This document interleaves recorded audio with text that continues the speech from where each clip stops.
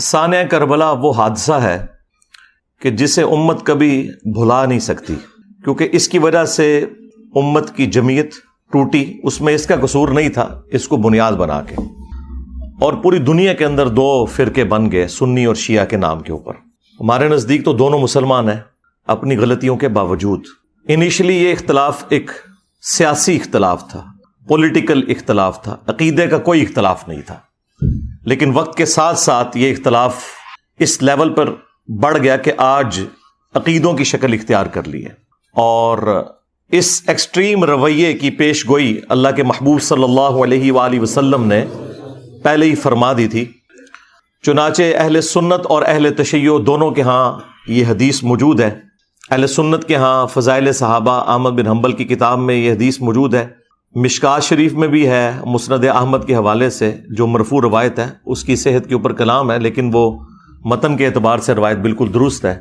البتہ جو فضائل صحابہ احمد بن حنبل کی کتاب میں روایت ہے مولا علی علیہ السلام سے خود، اور وہ غیبی خبر پر محمول ہے، تو یقیناً رسول اللہ صلی اللہ علیہ وآلہ وسلم کے بتانے پر انہیں یہ بات معلوم چلی۔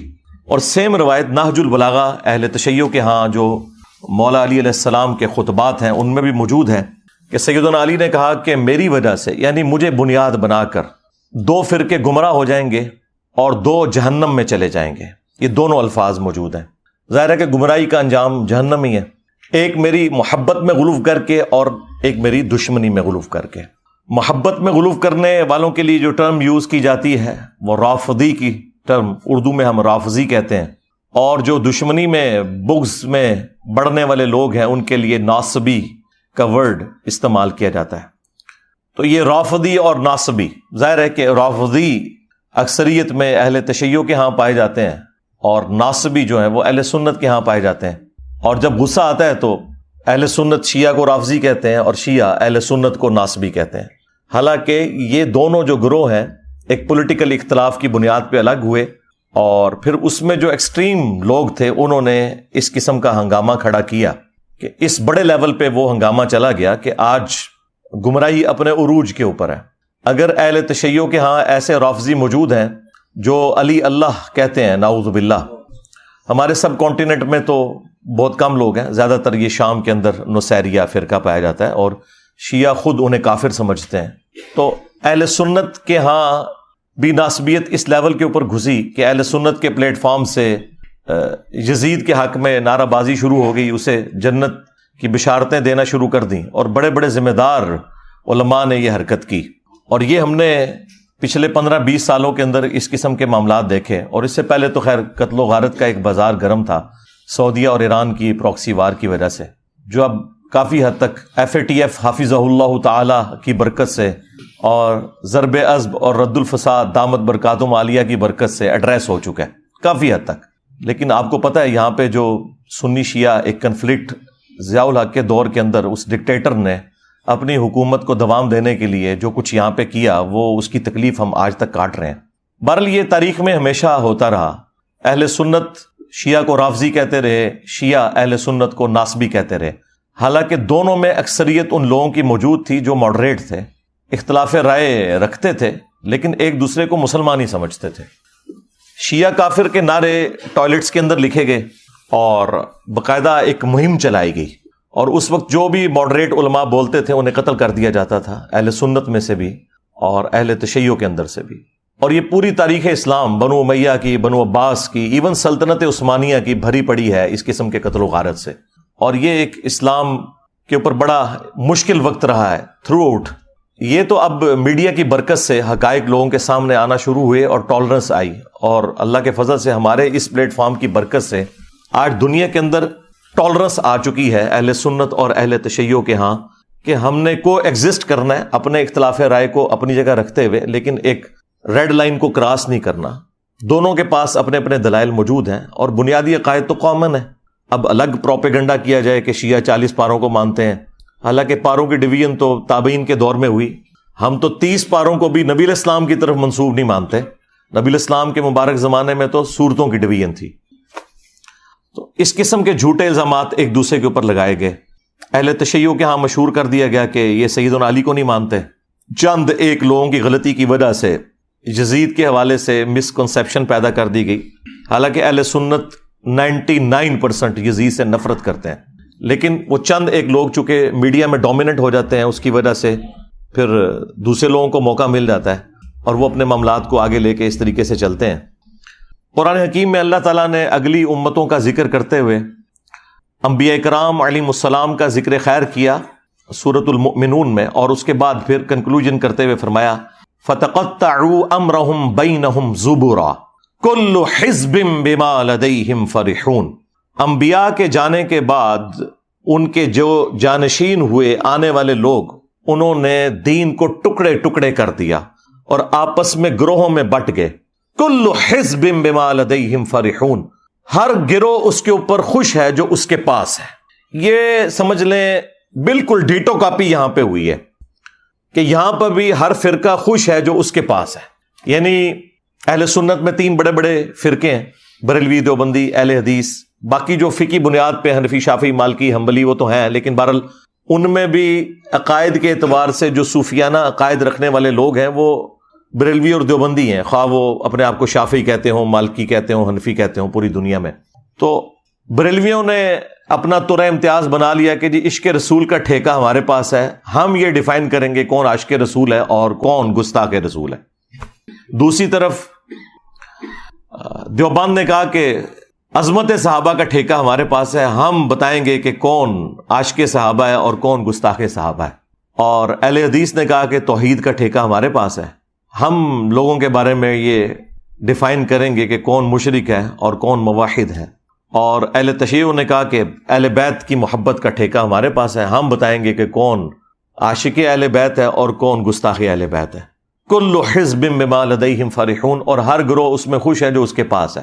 اور وہ کسی ایک بات کو اتنا مضبوطی سے پکڑے ہوئے ہے جو اس کا مضبوط پوائنٹ بھی ہے، یہ ماننے والی بات ہے، اور اس مضبوط پوائنٹ کی وجہ سے جو اس کی کمزوریاں ہیں وہ اس کے پیچھے چھپ جاتی ہیں، اور وہ مضبوط پوائنٹ اتنا بھاری ہے کہ اس کی بنیاد پہ وہ اپنے آپ کو جنتی بھی سمجھتا ہے۔ یعنی اگر آپ بریلویوں سے پوچھے، وہ کہیں گے جی عشق رسول ہے تو پھر باقی ساری چیزیں اس کے مقابلے میں تھوڑی ہیں، بھلے ہم شرک بھی کرتے رہیں۔ اس طریقے سے دیوبند کہیں گے کہ جی نبی الاسلام کے جانثار ساتھیوں کی برکت سے ہی تو اسلام دنیا میں پھیلا، جب ہم ان کا دفاع کر رہے ہیں تو باقی ساری چیزیں تو ثانوی ہیں۔ اور اہل حدیث نے کہا کہ بھائی جب یہ ساری کائنات بنانے والا اللہ ہے، جب توحید ہمارے پاس آ گئی تو باقی ساری چیزیں ثانوی حیثیت رکھتی ہیں۔ اور اہل تشیع نے کہا کہ محمد اور آل محمد کے بعد تو کوئی چیز نہیں جن کے گھر سے یہ سارا دین بٹا، تو دین کی بنیادیں وہاں پر ہیں، جب ان کی محبت ہمارے پاس آ گئی تو باقی ساری چیزیں ثانوی حیثیت رکھتی ہیں۔ تو یہ وہی چیز ہوئی، فَتَقَطَّعُوا أَمْرَهُمْ بَيْنَهُمْ زُبُرًا كُلُّ حِزْبٍ بِمَا لَدَيْهِمْ فَرِحُونَ۔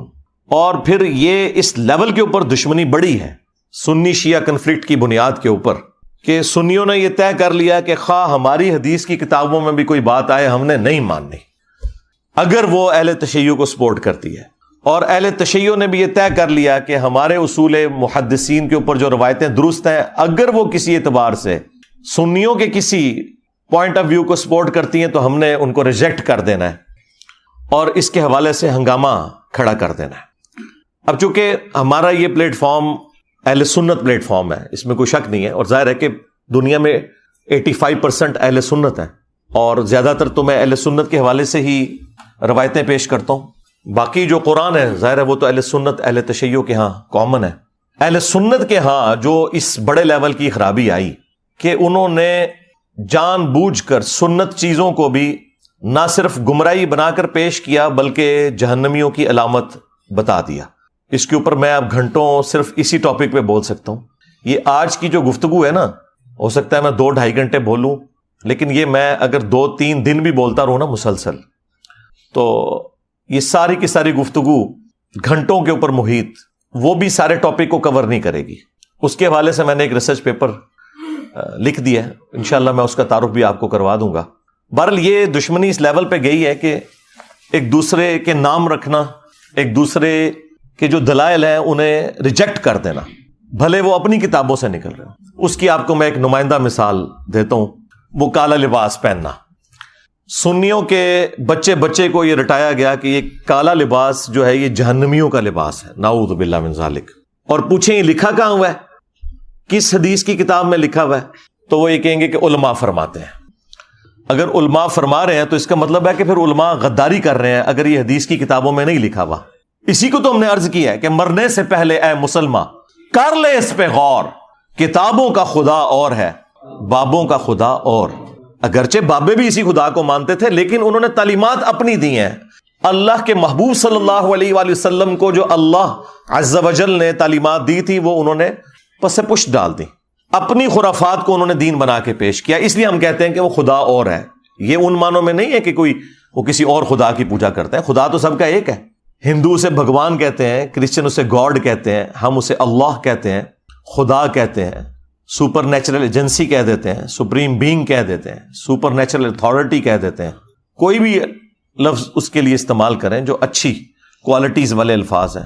تو خدا تو سب کا ایک ہے. تو یہ تعلیمات انہوں نے بدل دی.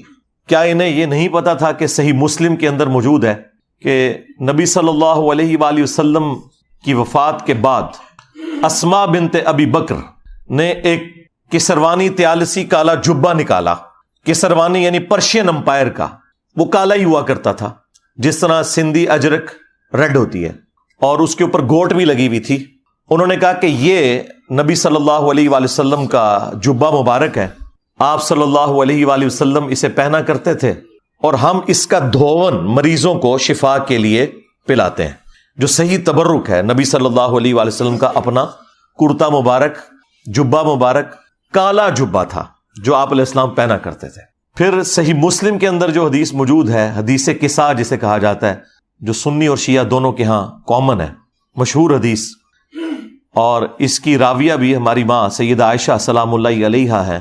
وہ کہتی ہیں کہ نبی صلی اللہ علیہ وآلہ وسلم اپنے گھر سے اس حال میں برآمد ہوئے کہ آپ نے ایک منقش چادر کالے رنگ کی اوڑی ہوئی تھی جس کے اوپر اونٹ کے کجاووں کی مانند ڈیزائن بھی بنے ہوئے تھے، جس کی وجہ سے یہ ہماری نعتیں لکھی جاتی ہیں، کالی کملی والے.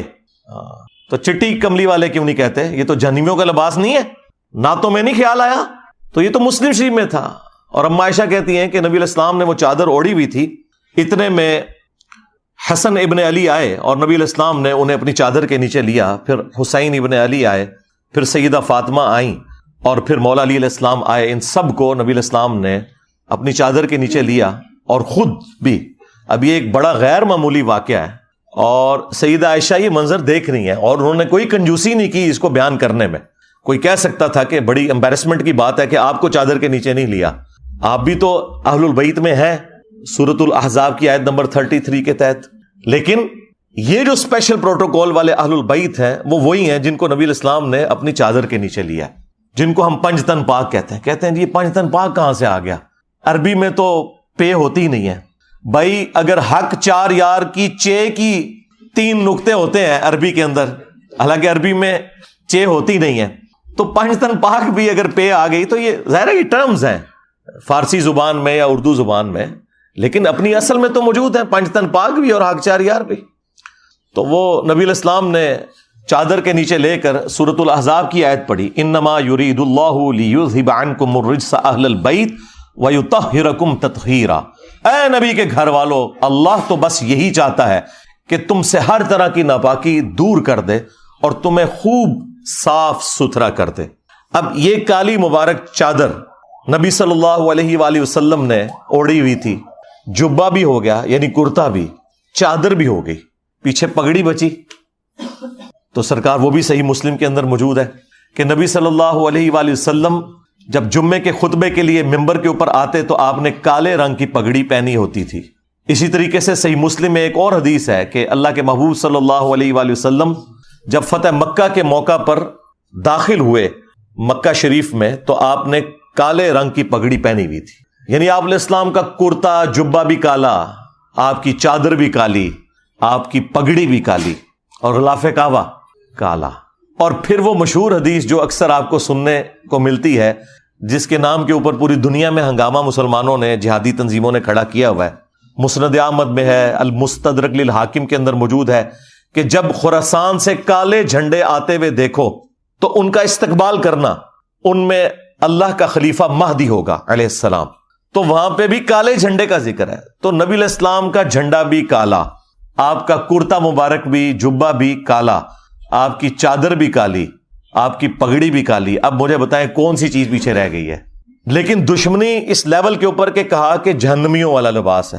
اب مجھے بتائیں کیا ایسا شخص اپنے ایمان کے بارے میں دقت نظر سے دیکھے گا کہ جو نبی صلی اللہ علیہ وآلہ وسلم کے سنت لباس کو صرف ایک فرقے کی آڑ میں جہنمیوں والا لباس کہتے ہیں؟ یہ میں نے آپ کو ایک نمونہ پیش کیا ہے۔ میں اگر صرف یہ نمونے نکال کے آپ کو دکھاؤں تو آپ کو دشمنی کا لیول نظر آئے گا کہ علماء نے کس بڑے لیول کے اوپر دھوکہ کیا ہے، اور یہ آج کے علماء نے نہیں، صدیوں سے یہ دھوکہ امت کو دیا گیا ہے۔ اسی لیے پھر میں نے اتنے پیشن کے ساتھ یہ بات عرض کی تھی کہ دیکھیں ان کے بزرگوں نے جو گمراہیاں پھیلائی تھیں اتنے بڑے لیول کے اوپر، تو اللہ تبارک و تعالیٰ نے پھر ان کے بزرگوں اور ان کے کٹر فالوورز کے اوپر کتنی بڑی بلا چھوڑ دی ہے کہ جو کہتا ہے کہ میرے نبی سا ہے ہی کوئی نہیں، تیرے بابے تھے شے ہی کوئی نہیں۔ صلو علی محمد وعلی محمد، اللہم صلی علی محمد وعلی آل محمد۔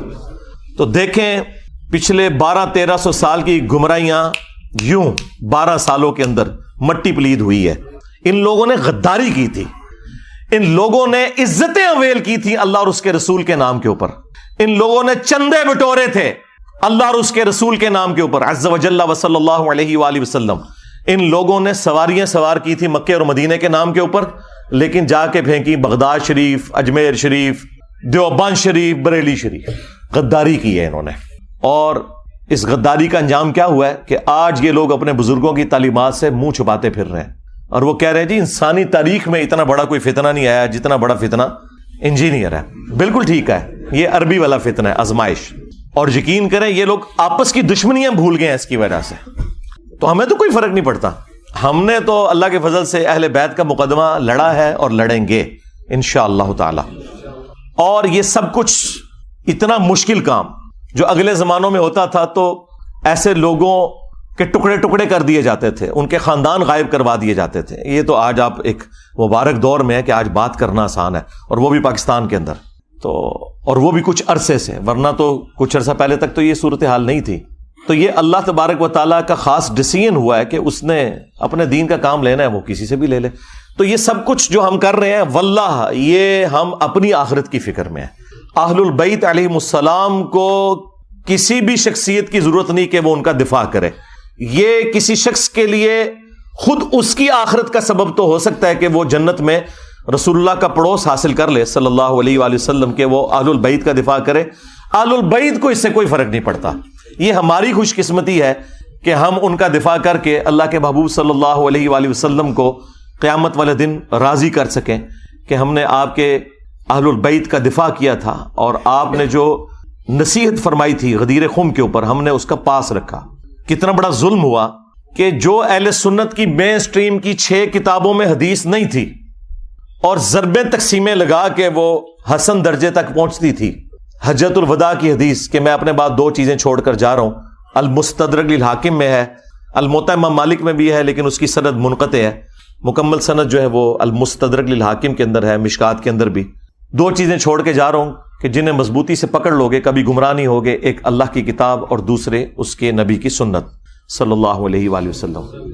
اب یہ حدیث ہماری یہ 6 مین کتابیں جو ایگریڈ اپان ہے، کتب 6 بخاری اور مسلم صحیحین، اور 4 کتابیں سنن اربع کی، ترمذی، ابو داؤد، نسائی، ابن ماجہ، ان میں یہ روایت ہی نہیں تھی، وہ تو بچے بچے کو رٹا دی گئی۔ اور جو روایت صحیح مسلم کے اندر تھی اوپر تلے 4 احادیث غدیر خم کی، وہ ہمارے علماء کو بھی نہیں پتا تھی۔ میرے دنیا میں چھوڑے جانے سے پہلے کتنے علماء ہیں جنہوں نے کبھی یہ روایت اہل سنت کے پلیٹ فارم سے بیان کی؟ اکا دکا لوگوں نے، ڈاکٹر طاہر القادری صاحب یا ہمارے استاد مولانا اسحاق صاحب رحمہ اللہ تعالی، باقی تو سارے کے سارے لوگ جو ہیں وہ قرآن و سنت لے کے چلے، اور وہ بھی وہ روایت جو ان 6 کتابوں میں بھی نہیں تھی، جو 6 کتابوں میں مسلم شریف کے اندر تھی، صحیحین ٹاپ کی 2 کتابوں میں، اوپر تلے 4 احادیث غدیر خم کی، 6225 سے لے کر 6228 تک، یہ جو 4 احادیث جو مشکات کے اندر بھی موجود ہیں، مسند احمد میں بھی، جامعہ ترمذی میں بھی، وہ چھپا کے رکھی گئی۔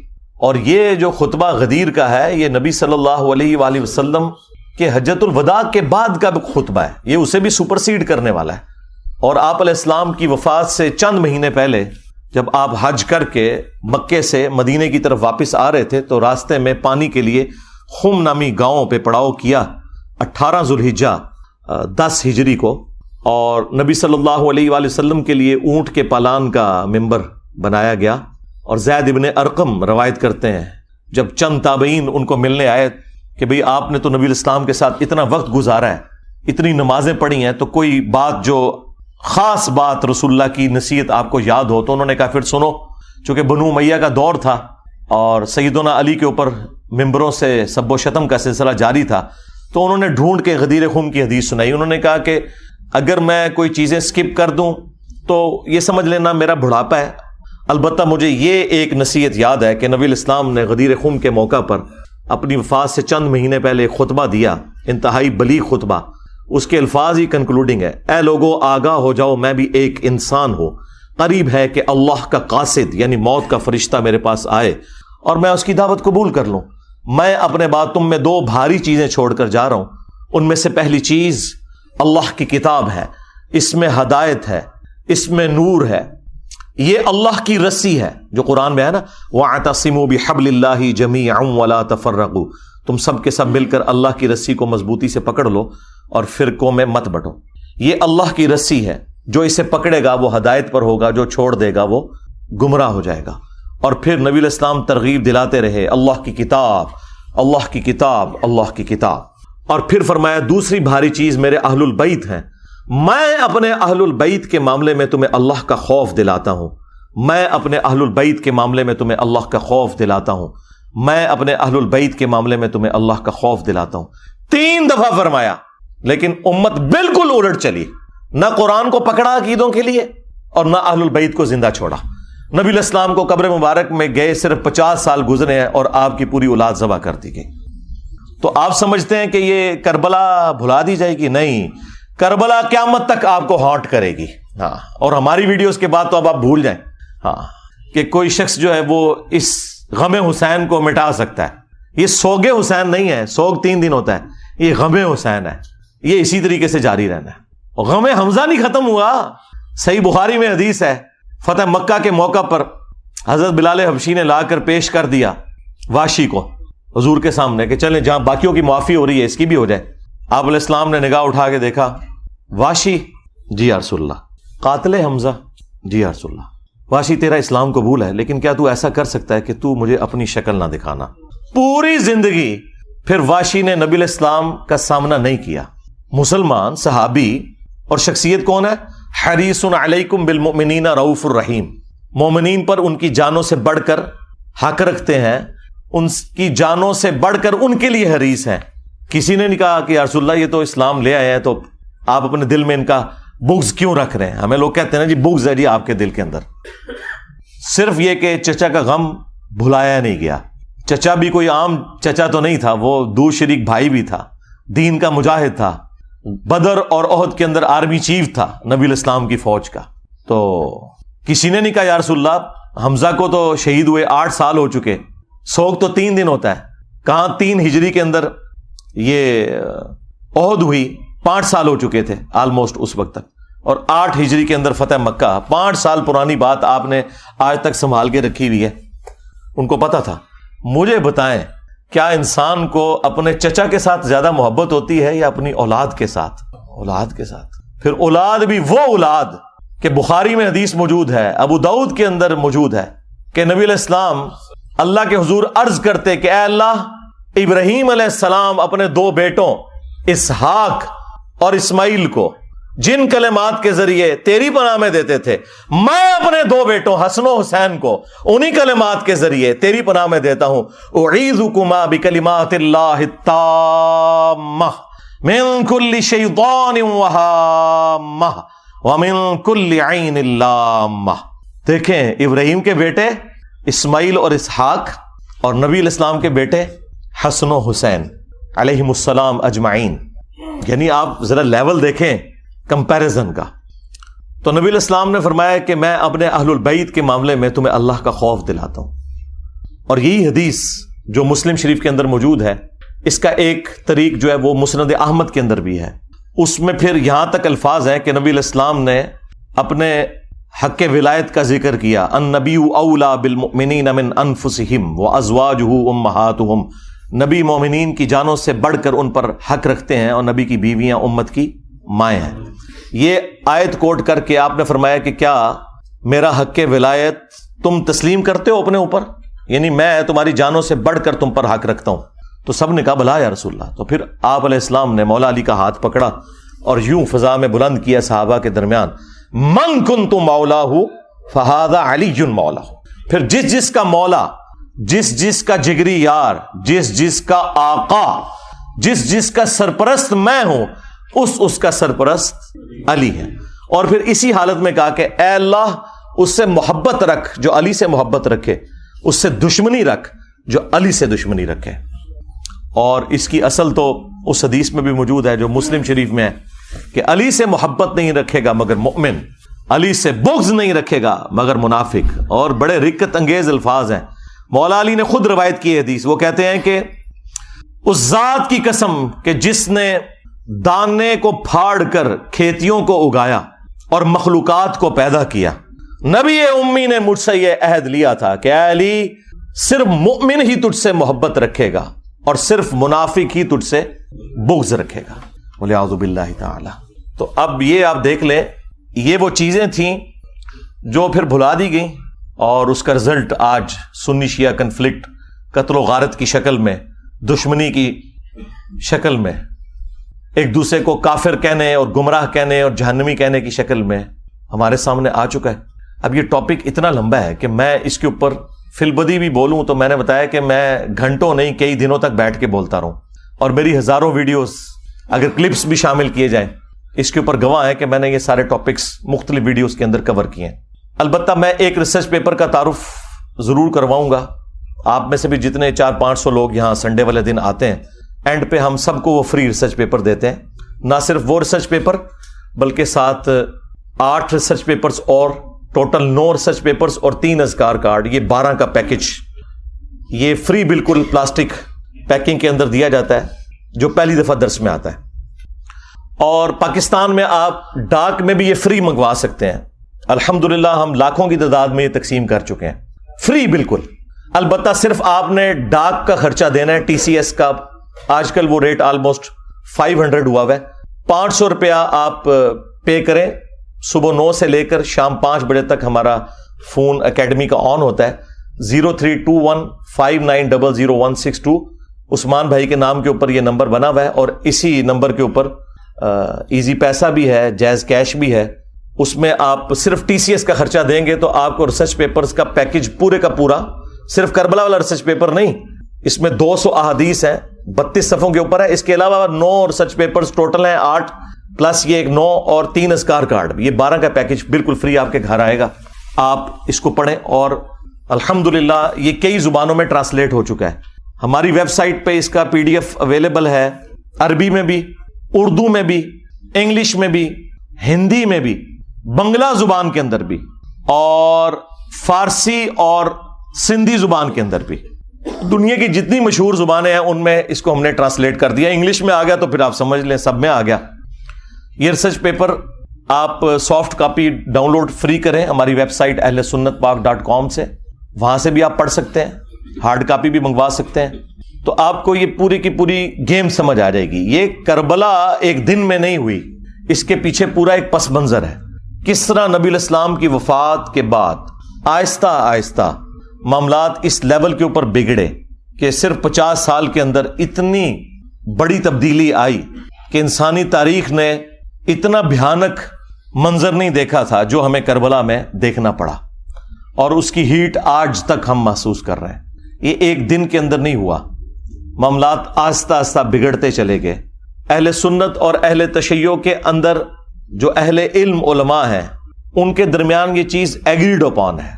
اہل سنت جو ہیں وہ سیدنا ابوبکر صدیق رضی اللہ تعالیٰ عنہ کو نبی علیہ السلام کا سکسیسر مانتے ہیں، اس اعتبار سے نہیں کہ نبی علیہ السلام نے انہیں اپنا کوئی وصی بنایا ہے، نبی علیہ السلام نے اپنا وصی قرآن کو بنایا تھا، یہ ٹاپک الگ سے ہے، میری اس کے اوپر ویڈیو ہے۔ اس وجہ سے کہ صحابہ کرام نے چنا، اور 6 مہینے کے بعد جب سیدنا علی نے بھی بیعت کر لی، اہل تشیع کہتے ہیں کہ وہ امت کے وسیع تر مفاد کے اندر کی، اور اہل سنت کا موقف یہ ہے کہ نہیں وہ جسٹیفائی تھی. بہرحال at the end of the day اس کے اوپر متفق ہیں. اور پھر یہ 30 سال کے بعد جب خلافت ملوکیت میں بدلی ہے اور کس طریقے سے معاملات بگڑتے چلے گئے کہ اس کا اینڈ رزلٹ کربلا ہوئی، اس میں ہر ایک ٹاپک متقاضی ہے کہ میں اس کے اوپر گھنٹوں بول سکتا ہوں. لیکن اگر میں بولوں گا تو پھر تو یہ ساری کی ساری مجلس جو ہے یہ تو اگلی اتوار تک بھی نہیں ختم ہونی. اس لیے میں نے بس چند ایک باتیں آپ کے سامنے رکھی ہیں تاکہ آپ کا دماغ کھلے کہ ہم نے اس پلیٹ فارم کے ذریعے یہ حق کی آواز کیوں بلند کی ہے. اس لیے کہ یہ پلیٹ فارم غدیر خم کے اوپر کھڑا ہے. غدیر خم کے موقع پر نبی علیہ السلام نے قرآن اور اہل البیت دونوں چھوڑے تھے. اسی لیے آپ دیکھتے ہیں کہ ہمارے پلیٹ فارم سے قرآن کی توحید کے اوپر زیرو ٹالرنس ہے. اسی طریقے سے اہل البیت کے دفاع کے اوپر بھی زیرو ٹالرنس ہے بالکل. اور جب لوگوں کے پاس جواب ختم ہو گئے ہیں تو لوگ اب قرآن و حدیث کے منکر ہونا شروع ہو گئے ہیں. وہ لوگ جو کل تک دوسرے لوگوں کو کہتے تھے کہ جب قرآن و حدیث میں یہ بات لکھی ہوئی ہے تو ہم کیوں نہ مانیں، کیوں نہ بیان کریں، آج ان کے فرقوں کے خلاف جب باتیں قرآن سے، بخاری سے، مسلم سے نکلی ہیں تو منہ چھپاتے پھر رہے ہیں. اب اس غم کو تو ہم تو نہیں دور کر سکتے. یہ تو ہو نہیں سکتا کہ آپ بخاری اور مسلم سے رفع الیدین کی حدیثیں پیش کریں اور حدیث امارہ آپ کے گلے میں پھنس جائے. ٹھیک ہے، آپ کے گلے میں تو پھنسے گی نا، ہمارے گلے میں کوئی چیز پھنسے نا تو اس کو نکالنے کے لیے یہ ہم نے 2812 رکھی ہوئی ہے. یہ میں نے اپنی بوٹل کے اوپر لکھ کے لگایا ہوا ہے 2812. تو یہ بخاری کی حدیث جو مسلم میں بھی موجود ہے، تقتلہ الفئۃ الباغیہ یدعوہم الی اللہ ویدعونہ الی النار. افسوس ہے عمار، تجھے ایک باغی جماعت قتل کرے گی، تو انہیں اللہ اور جنت کی طرف بلائے گا اور وہ جماعت تجھے جہنم کی طرف بلائے گی. اب یہ اتنے سخت الفاظ تھے اور ان کے لیے ہضم کرنے مشکل ہو گئے، کیونکہ انہیں فکر لگی کہ پھر لوگ ہم سے پوچھیں گے کہ کس رضی اللہ عنہ نے، کس رضی اللہ عنہ کو خوش کرنے کے لیے عمار رضی اللہ عنہ کو قتل کیا. تو انہوں نے بجائے مقتولین کے ساتھ کھڑے ہوتے یہ قاتلوں کے ناموں کے نعرے لگانا شروع ہو گئے، ان کے نام کی کانفرنسز کرنا شروع ہو گئے. تو کہتے ہیں جی یہ 5B ریسرچ پیپر کہاں سے آ گیا؟ سرکار جب آپ نعرے لگاؤ گے تو پھر 5B بھی آئے گا. ہاں یہ وہاں سے آیا ہے، یہ آپ نے خود اس کو دعوت دی ہے کہ یہ آئے میدان میں. مولانا مودودی رحمہ اللہ نے خلافت و ملوکیت ایبسولوٹلی نہیں لکھی تھی. اس زمانے میں محمود احمد عباسی ایک ناصبی تھا جس نے خلافت معاویہ اور یزید کتاب لکھی، ایک جھوٹی کتاب حکمرانوں کی لکھوائی ہوئی تاریخ سے حوالے نقل کر کے، اور قرآن و حدیث کے خلاف وہ کتاب لکھی جس میں اس نے بنو امیہ کو اونچا کیا اور اہل البیت کو نیچے. تو اس کے جواب میں مولانا مودودی نے خلافت و ملوکیت لکھی تھی. وہ تو جواب دے رہے تھے. میں نے بھی 2009 کے اندر جب ڈاکٹر ذاکر نائک نے یزید کو رضی اللہ عنہ کہہ دیا، may Allah please with him. As far as your understanding about the wall of Karbala, you said that Yazid, may Allah be pleased with him, Yazid, may Allah be pleased with him, Yazid, may Allah be pleased with him, that he was ferocious and he was a villain, etc. There's difference of opinion. We're not here to discuss about history, and neither do I want to get a difference in the Muslim Ummah. What we say, there's a difference of opinion between the Sahaba. That is history. تو بجائے اس کے کہ اس کا رد ہوتا، چند ایک علماء نے کیا، لیکن اوورال ہنگامہ نہیں کھڑا کیا جس طرح میرے خلاف انہوں نے ہنگامہ کھڑا کیا ہوا ہے. ڈاکٹر ذاکر نائک کے اوپر کون سی FIR کٹوائی ہے انہوں نے یزید کے مسئلے کے اوپر، اور میرے اوپر آئے دن یہ FIR کٹواتے رہتے ہیں. اصل میں تو بنو امیہ کی محبت انہیں اس کے اوپر ابھارتی ہے نا، پیچھے تو مسئلہ وہی ہے. اور کبھی ٹرینڈ چلانے کی کوشش کرتے ہیں اور جھوٹے الزامات لگاتے ہیں. تو وہ ڈاکٹر ذاکر نائک نے جب 2009 میں یہ بات کی تو میں نے اس کے جواب میں ویڈیو ریکارڈ کروائی تھی، اور حسینیت اور یزیدیت کا تحقیقی جائزہ. اور پھر آہستہ آہستہ جب معاملات مزید بڑھنا شروع ہوئے تو پھر مجھ پہ بھی مزید حقائق کھلتے چلے گئے. میں ساتھ ساتھ لوگوں کو ایجوکیٹ کرتا رہا. الٹیمیٹلی میں نے یہ ریسرچ پیپر 5B لکھا، اور اس 5B ریسرچ پیپر میں سیدنا عمر فاروق رضی اللہ تعالیٰ عنہ کی شہادت سے لے کر سیدنا حسین ابن علی رضی اللہ تعالیٰ عنہ علیہ السلام کی شہادت تک پوری اسلامک ہسٹری حدیث سے ہے. 200 سے زیادہ حدیثیں ہیں، اکثر بخاری اور مسلم سے ہیں. اور جو بخاری اور مسلم کے علاوہ ہیں ان پہ دور حاضر کے بڑے بڑے محققین کی میں نے تحکیم لگائی ہے. شیخ البانی رحمہ اللہ کی، شیخ زبیل زئی رحمہ اللہ کی، شیخ شعیب ارناؤت کی، اور باقی بڑے بڑے محدثین کی تحکیم لگی ہے. اس 5B ریسرچ پیپر میں کوئی ایک حدیث بھی ایسی نہیں ہے کہ جس کے اوپر صحت کا حکم نہ لگا ہوا ہو. ہاں یہ ہو سکتا ہے کہ بعض محدثین کے نزدیک وہ روایت ضعیف ہو تو بعض دوسرے اسے صحیح سمجھتے ہوں. یہ نہیں ہو سکتا کہ سب کے نزدیک کوئی روایت کمزور تھی اور میں نے وہ نکال دی. اگرچہ میرے نزدیک کوئی روایت کمزور بھی تھی اور اگر اسے امام ترمذی نے، امام حاکم نے، امام ذہبی نے ٹھیک کہا ہوا تو میں نے لیا، کیونکہ وہ بڑے ائمہ ہیں. اور پھر ہمارے مخالفین وہ ہیں جو ہم سے زیادہ انہیں سمجھتے ہیں، بلکہ ہمیں تو وہ کچھ سمجھتے ہی نہیں ہیں. تو پھر ہم انہیں ان کے گھر کی خبر نہ دیں کہ تمہارے اپنے اصول کے اوپر تو یہ روایتیں درست تھی نا، انہیں مانو. کیونکہ جب ہم کوئی اپنی روایت پیش کرتے ہیں ان کتابوں سے تو تم ریجیکٹ کر دیتے ہو. بخاری مسلم تم ریجیکٹ نہیں کر سکتے تو اس کے لیے پھر تم باطل تعویلات تلاش کرنا شروع کر دیتے ہو اور آئے دن کوئی نہ کوئی ہنگامہ کھڑا کرتے رہتے ہیں. تو میں وقتاً فوقتاً ان تمام ٹاپکس کو ایڈریس کرتا رہتا ہوں تاکہ لوگوں کو حق بات پتہ چل جائے. یہ اتنا معاملہ آسان نہیں ہے. اب یہ پورا ایک ٹاپک ہے کس طریقے سے یہ سارے کے سارے معاملات خلفائے راشدین کے بعد سیدنا علی کے دور میں جنگ جمل، صفین، نہروان اور اس سے بھی پہلے حضرت عثمان کیوں شہید ہوئے. آپ کو تو کہانی کروائی نا انہوں نے کہ جی وہ عبداللہ ابن سبا نے یہ سارا معاملہ خراب کیا تھا. بالکل جھوٹ بولا. ایک شخصیت جو حضرت علی کے دور میں سامنے آیا، جسے حضرت علی نے خود قتل کروایا، اس کو پکڑ کے انہوں نے شہادت عثمان کے چکر میں ڈال دیا تاکہ بنو امیہ کو چھپا لیں کہ بنو امیہ کے گورنروں کی وجہ سے حضرت عثمان غنی رضی اللہ تعالیٰ عنہ کے خلاف ان کی رعایا ہو گئی تھی اور الٹیمیٹلی اس کا انجام ان کی شہادت ہوا. اور یہ وہ باتیں ہیں جو بخاری مسلم میں لکھی ہوئی ہیں. میں نے اپنے ریسرچ پیپر میں ساری احادیث وہ جمع کی ہیں، تاریخی روایتیں نہیں، حدیثیں. اس کے اوپر پردہ ڈالنے کے لیے انہوں نے باقی معاملات جو ہے نا وہ نئے اجاگر کرنا شروع کر دیے. اللہ کے بندو، یہ تو اتنا خطرناک معاملہ تھا کہ یہ معاملہ اس لیول کے اوپر بگڑا ہے کہ صرف بخاری مسلم سے اگر حدیثیں میں آپ کے سامنے رکھوں تو آپ کانوں کو ہاتھ لگائیں گے. صحیح بخاری میں 4108 نمبر حدیث ہے، 4108. تحکیم کے بعد جب ایک معاہدہ فائنل ہونے جا رہا تھا اور نہیں ہو سکا سیدنا علی اور حضرت معاویہ کے درمیان، اس کے بعد جب حضرت معاویہ مدینہ شریف آئے تو انہوں نے وہاں ایک خطبہ دیا. بخاری کے الفاظ ہیں کہ حضرت حفصہ جو تھی، سیدہ حفصہ، حضرت عمر کی بیٹی اور عبداللہ ابن عمر کی بہن اور ام المومنین بھی، انہوں نے اپنے بھائی عبداللہ بن عمر سے کہا کہ جاؤ، حضرت معاویہ آئے ہیں تو وہ خطبہ دے رہے ہیں، تمہاری غیر موجودگی کو کہیں فتنہ نہ شمار کر لیا جائے، تو تم جا کے ان کی تقریر سنو. کیونکہ اس وقت پولیٹیکل اختلافات تو چل رہے تھے. تو عبداللہ بن عمر پھر وہ مجبوراً چلے گئے اور وہاں پہ حضرت معاویہ نے تقریر کرتے ہوئے کہا کہ تم میں جو اس امر خلافت کے اندر خواہش رکھتا ہے نا، وہ اپنا سینگ اٹھائے، میں اس کے باپ سے بھی زیادہ خلافت کا حقدار ہوں، نعوذ باللہ. اور یہ کنایا کیا انہوں نے حضرت عبداللہ بن عمر کی طرف. وہ اگلی جو اس روایت کا حصہ ہے بخاری کا وہ آپ کو کلیئر کر دے گا. اب یہ اتنا بڑا جملہ تھا. اب مجھے بتائیں کہ عبداللہ بن عمر کا باپ وہ ہے کہ جن کی وجہ سے رومن امپائر گری ہے اور شام مسلمانوں کے پاس آیا، اور اس شام میں بیٹھا ہوا ایک شخص امیر شام، وہ اسی کے بیٹے کو کہہ رہا ہے کہ میں تجھ سے اور تیرے باپ سے زیادہ خلافت کا حقدار ہوں.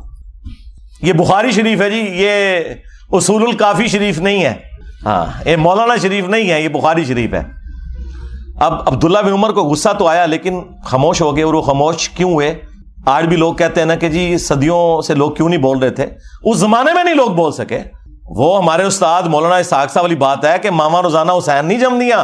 ہاں، حسین ابن علی اور عبداللہ ابن عمر دونوں کی نیچرز میں فرق تھا.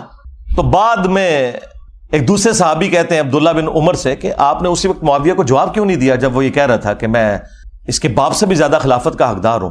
تو عبداللہ بن عمر نے کہا کہ میں نے ارادہ تو کیا کہ میں اپنی گوٹ کھولوں، یعنی وہ احتبا کر کے دونوں گھٹنوں کو یوں لے کے بیٹھے تھے، اور میں اسے اسی بھرے مجمع میں جواب دوں کہ تجھ سے زیادہ خلافت کا حقدار وہ ہے کہ جس نے تم سے اور تمہارے باپ سے جنگ کی تھی جب تم لوگ کافر تھے اور ہم لوگ مسلمان تھے.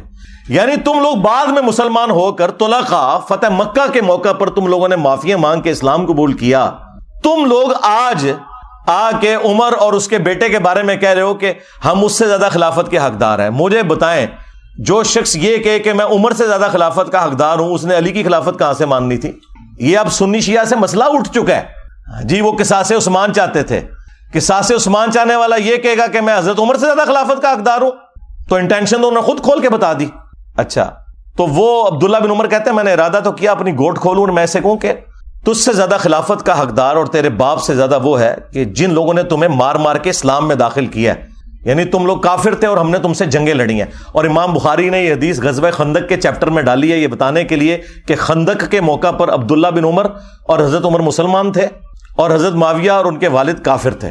یہ اس میں سے انہوں نے رزلٹ نکالا ہے. اچھا اب یہ بڑی حیران کن بات ہے, اسے آپ کرامت سمجھیں یا انٹینشنلی ایسا ہوا.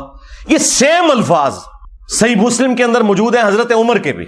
ایک تو وہ بخاری میں حدیث ہے نا, جب آپ کو زخم لگے تو آپ نے 6 رکنی کمیٹی بنائی اور کہا کہ میں اپنے بعد اس امر خلافت میں ان 6 بندوں کے سوا کسی کو حقدار نہیں سمجھتا کہ رسول اللہ اپنی وفات تک ان سے راضی رہے. علی, عثمان, طلحہ, زبیر, عبد الرحمن بن عوف اور سعد بن ابی وقاص, ان میں سے کسی کو خلیفہ چن لینا میرے بعد. اور مسلم شریف میں الفاظ ہیں کہ آپ نے خواب دیکھا کہ ایک مرغے نے آپ کو ٹھونگ ماری ہے.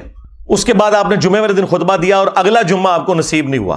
بدھ والے دن آپ کی شہادت ہو گئی اور کہا کہ میں نے خواب دیکھی ہے اور میں نے اس کی تعبیر یہی کی ہے کہ عنقریب مجھے قتل کر دیا جائے گا, اور اگر میں اچانک مارا جاؤں تو اپنی خلافت کو ان 6 بندوں سے باہر نہ جانے دینا کہ جن سے رسول اللہ اپنی وفات تک راضی رہے. اس کے آگے بڑے خطرناک الفاظ ہیں کہ تم دیکھو گے کہ ان 6 بندوں کی مخالفت وہ لوگ کریں گے کہ جن کو میں نے اپنے ہاتھوں سے اسلام کے لیے مارا ہوا ہے, اور اگر وہ مخالفت میں سامنے آ جائیں تو سمجھ لینا کہ یہ لوگ اللہ کے دشمن اور کافر ہیں. اتنے سخت الفاظ ہیں. ہاں جی, اب یہ آپ نے تلاش کرنا ہے یہ اللہ کے دشمن کن کو کہا انہوں نے کہ جن سے میں نے اسلام کے لیے خود جنگ کی ہے. لوگ کہتے ہیں یہ رومنز اور پرشینز کا ذکر ہو رہا ہے, اور رومنز اور پرشینز کو صحابہ کرام نے اپنے مشورے میں شامل کرنا تھا کہ حضرت آپ بتائیں کہ ہم نے کس کو خلیفہ چننا ہے. اور دوسرا رومنز اور پرشینز تو رہی کوئی نہیں تھے, وہ تو گر گئے تھے حضرت عمر کے دور میں. یہ آپ اپنے اندر رہنے والے لوگوں کی بات کر رہے تھے کہ یہ وہ لوگ ہیں جن کو ہم نے مار مار کے اسلام میں داخل کیا ہے, اور یہی مخالفت کریں گے ان 6 بندوں کی. خیر اس کی ایکسپلینیشن میں علماء پہ چھوڑ دیتا ہوں. میں نے کوئی تشریح کی تو وہ کہیں گے کہ ایتے وچ نہیں سی لکھیا, تون بچو کڈ کے لکھے ایتے وچ تے ٹائم قیامت تک کی کڈ کے دس. اچھا مزے کی بات بتاؤں, یہ مسلم شریف کی حدیث جو ہے نا, یہ سیم حدیث سنن کبریٰ البیہقی کے اندر اسی سند کے اوپر ہے 100%, یہ مرغے کی ٹھونگ مارنے والی. اور اس کے اینڈ پہ لکھا ہے کہ سیدنا عمر 26 ذوالحجہ کو شہید ہوئے. مسلم شریف کی سند کے اوپر مسلم والی حدیث جو سنن کبریٰ البیہقی میں تھی, اس میں اینڈ پہ الفاظ یہ ہیں, باقی ساری حدیث سیم ہے کہ 26 ذوالحجہ کو شہادت ہوئی بدھ والے دن حضرت عمر فاروق رضی اللہ تعالیٰ عنہ کی. تو سرکار یکم محرم کہاں سے نکال لیا؟ مسلم شریف میں 26 ذوالحجہ ہے, ظاہر سند وہی ہے. چلیں تاریخ کی بھی کتابیں اٹھائیں تو جتنی صحابہ کرام کے حالات زندگی پہ کتابیں ہیں نا, وہ 3 بڑی بڑی کتابیں ہیں. الاستیاب امام ابن عبد البر کی کتاب, اس کے بعد اسد الغابہ ابن اثیر کی کتاب, اور اس کی شرح الاصابہ 8000 صحابہ کے حالات زندگی ابن حجر اسقلانی کی. یہ 3 مین کتابیں, تینوں میں 26 ذوالحجہ لکھا ہے. باقی اقوال لکھ کے انہوں نے کہا یہ ثابت نہیں ہے. یکم محرم کا تو قول لکھا ہی نہیں ہوا. ایک جگہ ہے کہ جب دفنا چکے تھے تو محرم کا چاند نکلا, وہاں پہ بھی یکم محرم شہادت نہیں ہے. حضرت عثمان کی بھی بیعت پہلے ہو چکی تھی. اتنا بڑا جھوٹ بولا. ادھر غدیر خم کی ڈیٹ انہوں نے 18 ذوالحجہ کو حضرت عثمان کی شہادت کے ساتھ جوڑ دیا, حالانکہ حضرت عثمان غنی رضی اللہ تعالیٰ عنہ کی شہادت 18 ذوالحجہ کو ہوئی نہیں ہے. ان ساری کتابوں میں آپ نکال کے دیکھیں تو آپ کو 18 ذوالحجہ کی ڈیٹ نہیں ملے گی, 12 ذوالحجہ کی ملے گی. ہر معاملے میں جہاں جہاں مولوی گھس سکتا تھا نا, اس نے گھسنے کی کوشش کی ہے.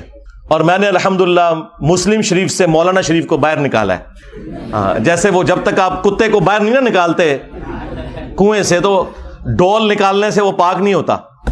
تو یہ مسلم شریف میں الفاظ تھے کہ حضرت عمر نے کہا یہ 6 بندے ایسے ہیں کہ ان کی مخالفت وہ لوگ کریں گے جن کو میں نے اسلام کی خاطر مارا ہوا ہے.